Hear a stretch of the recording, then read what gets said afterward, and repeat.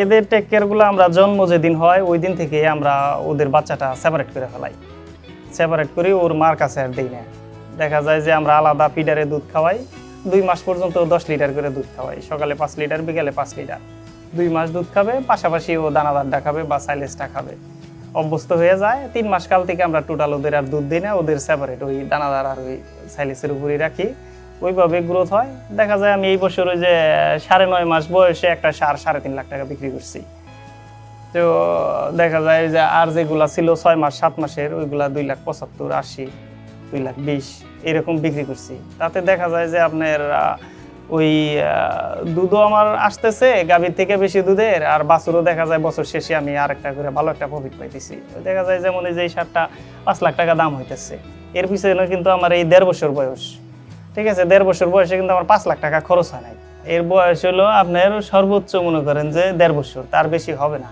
কারণ এর স্বাস্থ্য আরো বাড়তো, একটু ল্যাম্প স্কিনে অ্যাটাক করছিল গেছে বছর, যার কারণে স্বাস্থ্যটা একটু কমছে। মানে ওর যে সময় গ্রোথটা উঠার কথা ওই সময়টা অ্যাটাক করছিল, ওই সময়টা যে আমাদের দেশে ইনপুট বন্ধ হয়ে গেছিল কার সব। ওই যে ওই বছরটা দেখেন 7 মাস বয়স, ওই পাশে 7টা, ওইটা এখনো ফিডারে খায়, পানি খায়, ওদের পানিটা এখনো বন্ধ করতে পারি নাই, অভ্যাসটা রয়ে গেছে। আর বিশেষ করে দেখা যায় যখন আমরা বাচ্চাটা সেপারেট করি, সেপারেট করলে আপনার ওই দেখা যায় যে ওর মাটা বাচ্চা দেওয়ার পরে 20 দিন বা 22 দিনের ভিতরে আবার হিটে আসে। দেখা যায় প্রথম হিট মিস দিয়ে পরের হিটে এসএমএস দিলে কনসেপ্ট করে ফেলা, ওইদিকে আমরা একটু এগিয়ে যাই আর কি সামনের দিকে। আর ওই যে দেশে যারা অন্যান্য যারা খামারে বাহিরে যারা করে, তারা তো যে মায়ের সাথে রাখে, মায়ের সাথে রাখলে ওইটা ওই বাছুরের সবসময় সাথে থাকে, তখন ওইটা হিটে আসতে চায় না, দেরি করে। ওই দেখা যায় 4 মাস 5 মাস 6 মাস বা হিটে আসলেও কনসেপ্ট করে না, ওই যে বাছুর সাথে থাকে। আমাদেরগুলা ওই রকম নাই। এই যে যেমন এই যে বকনাগুলা দেখেন, এইগুলার বয়স 3 মাস 3.5 মাস করে বয়স, এই ছোটগুলার বয়স। এরা আমাদের একটা টার্গেট থাকে, আমার মূলত একটা টার্গেট থাকে 17-18 মাসের ভিতরে ও মা হবে, তা না হলে তো আমি পিছিয়ে পড়বো আর কি। আমার একটা টার্গেটই থাকে এরকম যে 18 মাসের মধ্যে যদি মা বানাইতে না পারি তাহলে তো অনেক লসে যাইতে হবে। যেমন 2 বছর 2.5 বছরের মধ্যে গেলে অনেক পিছিয়ে পড়তেছি। খরচ ভালোই বলতে যেমন মনে করেন যে এই গরুটা 3 মাস বয়স, 90 দিন, 90 দিনে এখন যদি বিক্রি করি তাও আপনার 1,60,000-1,70,000-এর নিচে আমি এটা বিক্রি করবো না। তাহলে ওই দেখা যায় যে 3 মাসে দিলে দেখা যায় যে আমার ও পার ডে দেখা যায় যে 700-800 টাকা করে এখনই দিতেছে। তাহলে একটা গাভীর চাইতে কিন্তু কোনো অংশে কম দিতেছে না ও, ঠিক আছে।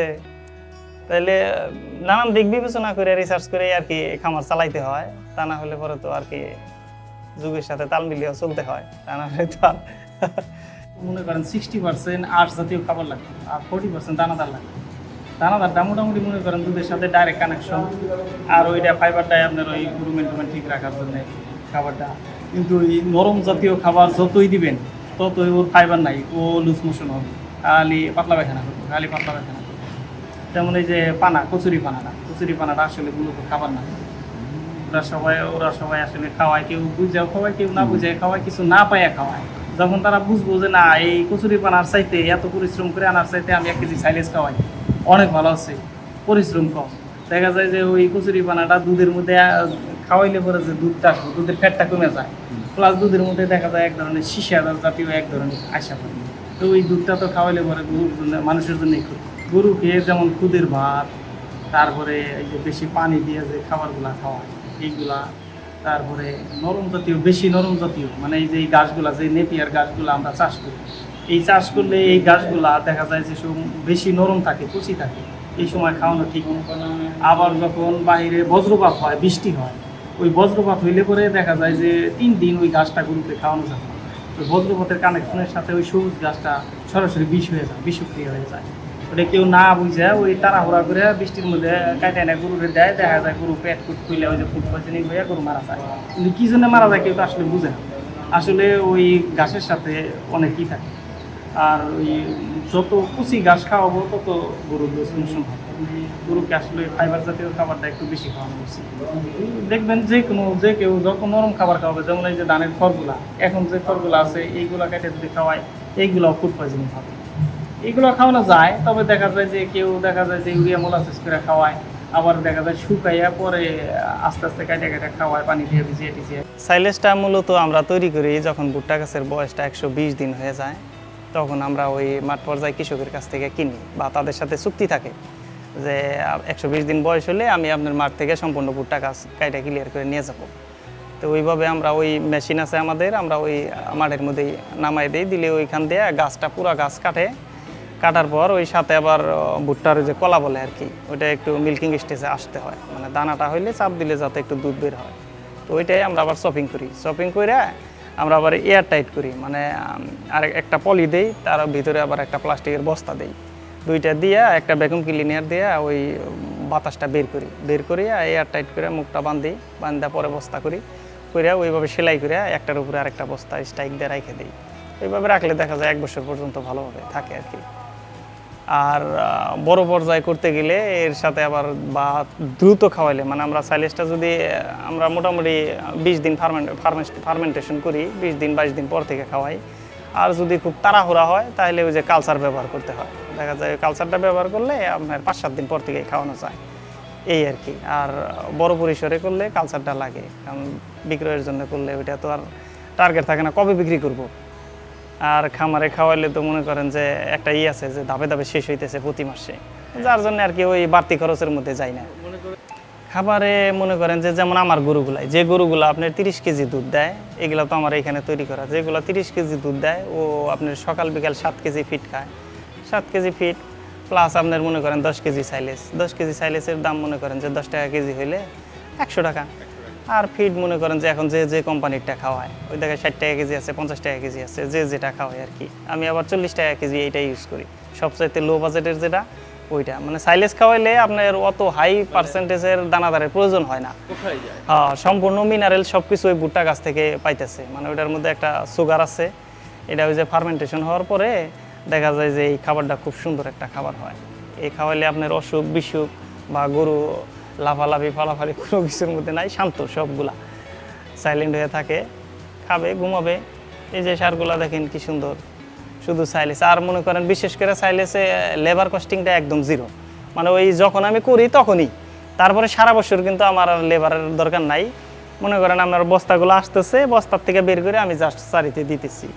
আর যখন আমি ঘাসের মধ্যে চলে যাব তখন মনে করেন আমার এই ফার্ম চালাতে গেলে 3টা লেবার লাগবে বাধ্যতামূলক। ঘাস মাঠ পর্যায় থেকে কেটে আনতে হবে, শপিং করতে হবে, আবার দিতে হবে। আবার সব গরুতে ঘাস খায়ও না, মাঝে মাঝে ডিস্টার্ব করে, ওইগুলো উঠে ফেলাইতে হবে, দেখা যায় মোটামুটি একটা প্যারাই। তো আর ঘাসে মূলত মনে করেন যে স্বাস্থ্যটা এত দ্রুত উঠানো যায় না, সাইলেসে যতটা দ্রুত উঠানো যায়। বিশেষ করে আবার ঘাস ব্যবহার করলে আপনার মনে করেন যে কৃমিটা অ্যাটাক করে বেশি। ওই বাইরে থেকে আসে শামুকের ডিম, তারপরে কৃমির ডিম, এগুলো আসলেই দেখা যায় যে গরুগুলার কৃমির অ্যাটাক করে। আপনার দেখা যায় 3 মাস পর পর বাধ্যতামূলক কৃমির ডোজ করাইতেই হবে। আর আমি চাইলে হ্যাঁ, আর এদিকে আছে কিন্তু আমি ওই দেখা যায় যে সাইলেসটা খাওয়াইলে আমার দেখা যায় যে বছরে 1বার বা 2বার না, কিছু কিছু সময় না করাইলেও চলে, কারণ ওটার ভিতরে তো আর বাইরের কোনো কিছু ঢুকতেছে না, ঠিক আছে না। যা ছিল ওই যে ওই বায়ুরুদ্ধভাবে বস্তাটা থাকে ওইখানে সব মারাই যায়, যার কারণে আমার দেখা যায় যে গরুগুলা এত কৃমির ওই দিকে ফোকাস না করলেও চলে আর কি। ফিডটাও পানি দিয়ে দিতে হয় না, ওই সাইলেসের মধ্যে শুকনা, জাস্ট এর মধ্যে শুকনা, ওই সাইলেসের মধ্যে দিয়ে দিবে, ওরা শুকনাই খাবে। আর পানি থাকবো সেপারেট 24 আওয়ার, মানে ওই 24 ঘন্টায় পানি থাকবো, পানি খাবে আর ওটা খাবে শুয়ে থাকবে। এমন সময় দেখা গেল একটা গরু অসুস্থ, ওর খাবার দিছি, খাবারটা খাইতে পারতেছে না, যখন ওই যে গ্রামগঞ্জের লোক পানি দিয়ে মিশিয়ে খাবার দেয়, ওই পানি দিয়ে খাবারটা দিলে দেখা যায় ওই খাবারটাই সারাদিনে ওয়েস্ট, ফালাই দেওয়া লাগে। আর আমার এইগুলো শুকনা থাকলে হ্যাঁ, আবার দেখা যায় যে ওই যে শুকনা থাকলে এই জিনিসটা আর ভালো হয় যে ও খাইলো না, দেখা যায় উঠাই আরেকটারে দিলে ওইটা খাইয়ে ফেলাইলো, ওয়েস্ট হইলো না, এই আর কি। আর শুকনাটা শরীরে তাড়াতাড়ি ধরে আর কি, শরীরে পানি খাওয়াইলে দেখা যায় যে 1 কেজি ফিড দেয় 20 কেজি পানি দেয়, ওই পানিতে পেটটা বড় হয়ে যায়, শরীরে আর মাংস ধরবো কি। আর এটা তো যা আছে মনে করেন মাশাআল্লাহ খাইতেছে ওর শরীরে ধরতেছে। আর বিশেষ করে শুকনা খাইলে ওদের যে ইটা আছে মুখের ভিতর থেকে যে লালাটা বের হয়, ওইটা দিয়ে ওরা হজম করতে পারতেছে, সব কিছু হইতেছে, এক্সট্রা আর গ্যাস হওয়ার কোনো চান্স থাকতেছে না। আর ওই যখন পানি দিয়ে দিব, নাক ডুবিয়ে মুখ চুবিয়ে খাবে, তখন দেখা যায় যে বিভিন্ন ধরনের রোগ বালাই হয়, তারপরে ফুড পয়জনিংটা বেশি হয় আর কি, বাত নষ্ট হয়ে যায়। যেমন এরা মেডিসিন দেয়, ডাক্তারের চিকিৎসা করলে ইনজেকশন দেয়, দুধ কমে যায়, প্লাস উলানের এক সাইড পড়েই যায়। পরে এইভাব থেকে পরে আমি আবার ওদের সাথে কন্ট্যাক্ট করি যে আমার তো এরকম খামারে এই সমস্যা পাইতেছি, ম্যাস্টাইটিসের প্রবলেমটা পাইতেছি। তো ও বললো যে আমরা যে দেশে যে ওষুধটা পাই এটা তো তোদের দেশে পাওয়া যাবে না, তো এখন এইরকম একটা ওষুধ আছে তুই খুঁজে দেয়। মামিডিয়াম নামের একটা ওষুধ, ইন্ডিয়ান ওষুধ। পরে আমি মোটামুটি বাংলাদেশে খুঁজলাম, পাই না, পরে লাস্টে বোয়াপুরে পাইছি ওই ওষুধটা। বোয়াপুরে একটা ডাক্তারের কাছ থেকে ওষুধ আনতাম আমি, নাম স্বাধীন, আমার বন্ধুই। পরে উনি বললো এই ওষুধটা আমার কাছেই আছে, কিন্তু আমরা সরাসরি পাই না, এরা আমরা ওই যে ভেটেরিনারি সার্জনরা ওদের কাছে আসে, ওদের মারফতে আমরা পাই। তাই আমি বললাম যে তাইলে আমার দেন, আমি ট্রাই করে দেখি। পরে ও আমার 1 প্যাকেট দিল, 600 টাকা নিল। পরে আইনা আমি ইউজ করলাম, তাতে মাশাআল্লাহ খুব সুন্দর রেজাল্ট। বাড়তি কোনো কিছুর প্রয়োজন নাই, ওইটাই 4 দিন খাওয়াইলে একদম ক্লিয়ার। পরে তারপরে দেখা গেল যে একটা সময় ওইগুলা বন্ধ হয়ে গেল, আর তো পাই না। পরে আবার ওদের সাথে কন্ট্যাক্ট করলাম, পরে ওরা আবার ওই গ্রুপ সার্চ করে পরে ওরা বললো যে পপুলার কোম্পানির একটা ওষুধ নামছে, তুই সিঙ্গাপুরে তোর লোক থাকলে পরে তাদের সাথে তুই যোগাযোগ করে দেখ। পরে পপুলার আবার সিঙ্গাপুরের মোটামুটি আছে, তো ওইখানে আবার আমার লোকজন আছে, রিসার্চ করে পরে ওইখান থেকে আমি পাইলাম পপুলারের একটা ওষুধ আছে, এই সেম কাজ করে, ওর চেয়ে ভালো কাজ করে। পরে এই যে আমাদের বাংলাদেশে যে পপুলার কোম্পানি আছে, ওইটাই যে মাস্টিনর নাম, এই ওষুধটা এখন যে 550 টাকা করে নেয়, খুবই সুন্দর। এই ওষুধটা 4টা প্যাকেট ইউজ করলে একদম ক্লিয়ার। পরে তারপরে উপেরাই গেলাম, দেখা গেল যে ওই লেবার দেয়া দুধ পানাই দেখা যায় যে একদিন পরপরই ম্যাস্টাইটিস, একটা গরুর পিছিয়ে দেখা যায় যে যদি কিছুদিন পরপরই 500 করে চলে যায়, তাহলে তো আর আমার কোনো বেনিফিট থাকে না। পরে দেখলাম যে এটা আসলে কি কারণে প্রবলেমটা হইতাছে। পরে দেখলাম যে না, আসলে ফ্লোর ম্যানেজমেন্টটা খুব খারাপ হয়ে গেছে আমার। পরে ফ্লোর ওগুলা করে নতুন করে আবার কংক্রিট দিয়ে ঢালাই করলাম, করার পরে দেখলাম যে কম দামের ম্যাট ইউজ করতাম। পরে এই ম্যাটগুলো ফালাই দিলাম, দিয়া ওই দেখা যায় যে 2200 টাকা করে যেগুলো ম্যাট, এই ম্যাটগুলো ইউজ করলাম। প্লাস হইলো রাত্রের বেলায় লাস্টের দিকে যখন সব কাজ শেষ, তারপরে একবার ফ্লোরটা ওয়াশ করে দিই। তারপরে মাশাআল্লাহ আমার আর তারপর দিন থেকে আর কোনো ম্যাস্টাইটিস ফার্মের ভিতরেই নেই ওই রকম একদম। এই ম্যাস্টাইটিসটা একবার এই করেছি, যদিও কোনো প্রবলেম দেখা দেয়, ওই দেখা যায় যে বাচ্চা দেওয়ার আগের দিন থেকে আমি ওই মাস্টিনরটা 2টা প্যাকেট খাওয়াই দিই, বাচ্চা দেওয়ার পরে 2 দিন খাওয়াই দিই, উলান একদম ঠিক, আর কোনো প্রবলেম নাই। মানে যদি সন্দেহ থাকে আর কি, তাহলে ওইভাবে চলে যায়, কোনো অ্যান্টিবায়োটিক কোনো কিছুর প্রয়োজন নাই। আবার এই ল্যাম্প স্কিনের সময় বা অ্যাভিমেরালের সময় যদি অ্যান্টিবায়োটিক ইউজ করা যায়, ওই গরু আর বাঁচানো যাবে না, কোনোই নেই।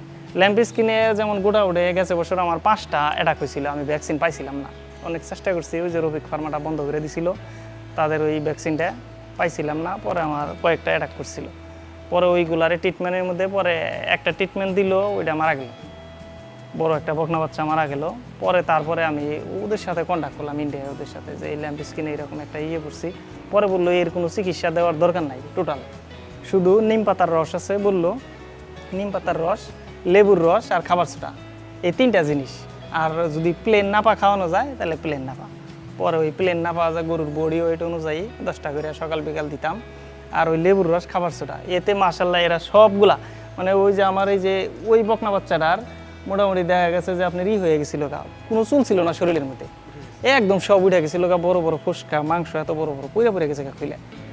পরে তারপরে আমি ওদের সাথে কন্ট্যাক্ট করছি যে এই অবস্থা। পরে বললো ওটা মারা যাবে না, ওটারে যদি অ্যান্টিবায়োটিক দেয় সাথে সাথে শেষ, অ্যান্টিবায়োটিক ছাড়া এইভাবেই করা যাবে। পরে ওই যে তারপর থেকে ওদের ফর্মুলা অনুযায়ী চলি, মোটামুটি দেখা যায় যে মোটামুটি মাশাআল্লাহ ভালো। হ্যাঁ, ওরা এক্সপার্ট, খুব এক্সপার্ট। আপনার ওরা ওই ভিডিও করে দিলে ওরা দেখেই বলতে পারে। আবার আরেকটা ডাক্তার আছে আমার কাছে, ওই হেমনগরের, উনি আমার ফার্ম শুরু থেকে চিকিৎসা করে, যদি সমস্যা হয় উনি আসলে বলে দিব যে এই গরুটা 1 ঘন্টা বাঁচবো, 1 ঘন্টায় বাঁচবো। আর যদি বলে যে এই গরুটা আর বাঁচানো যাবে না, উনি আর ট্রিটমেন্ট দিব না, ঠিক আছে। পরে এই যে এফিমেরালে অনেক গরু মারা গেছে অনেক লোকের, কিন্তু এই যে আমার এই যে একটা অ্যাটাক করছিল, এই একটা পরে আমি ফোন দিছি, উনি যশোর ছিল, যশোর থেকে সরাসরি আইসা পড়ছে, তাও উনি আমার বলে নাই যে এই ট্রিটমেন্ট, উনি আইসা ট্রিটমেন্ট দিছে, দিয়ে দেখে ভিডিও দিছি, তারপরে উনি আসছে, বললো যে এটা সিরিয়াস হয়েছে।